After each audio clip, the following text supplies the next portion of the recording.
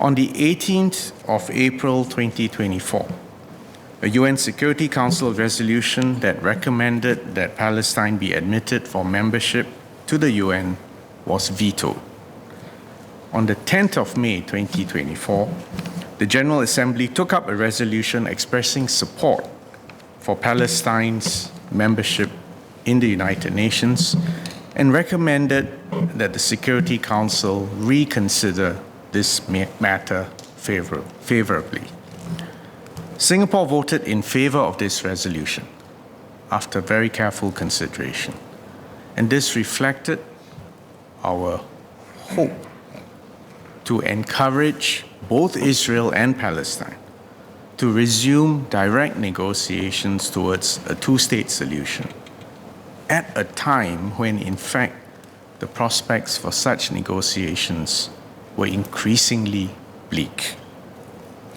We therefore decided to join the majority of the international community in supporting this resolution, which is also in line with our long-standing support for the principles of international law and for the implementation of all relevant UN Security Council resolutions. Our vote at the United Nations General Assembly means that Singapore is prepared in principle to recognize the State of Palestine. We will make this move at an appropriate time.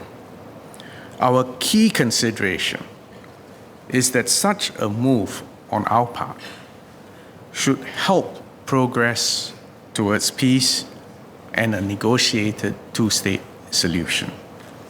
In particular, there will need to be an effective Palestinian government that accepts Israel's right to exist and categorically rejects terrorism. Both sides have legitimate rights, and both peoples have a right to live in peace and dignity within secure borders. We urge both sides to seize the moment to take steps towards a long-lasting peace and to put an end to the suffering that has gone on for far too long. Ultimately, Israelis and Palestinians will need to exercise leadership and will have to work together to forge a better future for their peoples. As Singapore is a friend to both, Singapore will continue to offer our encouragement and our tangible support to both Palestinians and Israelis. So Singapore will continue our engagement with the Palestinian Authority. We will continue to implement our $10 million enhanced technical assistance package to help the Palestinian Authority build capacity and to prepare for ultimate statehood. I think we are dealing with a catch-22 situation here. Most people will agree that an effective Palestinian government that governs the entire territory is still in the works. However, if we are waiting for a viable and effective Palestinian state to exist before recognizing it, it might never happen in undercurrent realities. Ministers said that one key principle guiding our actions is whether it can bring forward the peace process. Therefore, does the minister agree that Singapore's recognition of Palestine will help, even in some small way, to bring forward the peace process and negotiations, or will it hurt the process? I know Mr. Giam is sincere in this, but I would point out that even in your question, there are two different dimensions to it. One, is there an effective Palestinian leadership that speaks for all and that has the mandate to negotiate? That is a separate question from, is there a recognizable Palestinian state? And I'm saying, without locking ourselves in prematurely, which may be unhelpful, I'm saying our long-standing position is that only a negotiated two-state solution will lead to a just, durable, and comprehensive peace. And both sides must recognize the other's right to exist and must renounce terrorism.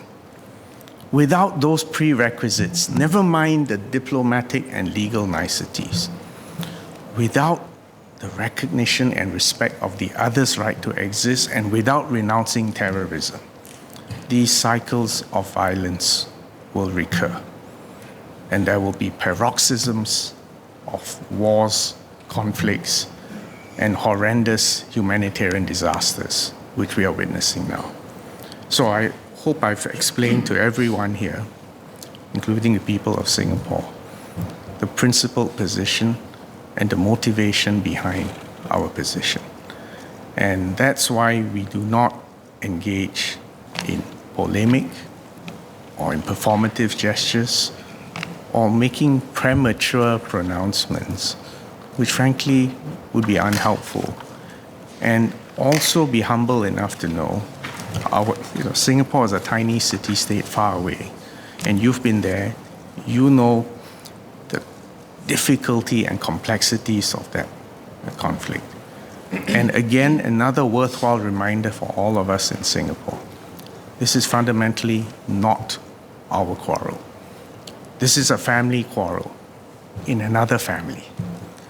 The worst thing you can do in a family quarrel is to get involved unnecessarily or with ulterior motives or to perform for an external audience. So let's remain calm, let's remain united, let's remain constructive and helpful, and hope, even in this time of deep darkness, hope that peace will be given a chance in Palestine, and that our Israeli friends and our Palestinian friends, brothers actually, the two of them, can live in peace with each other.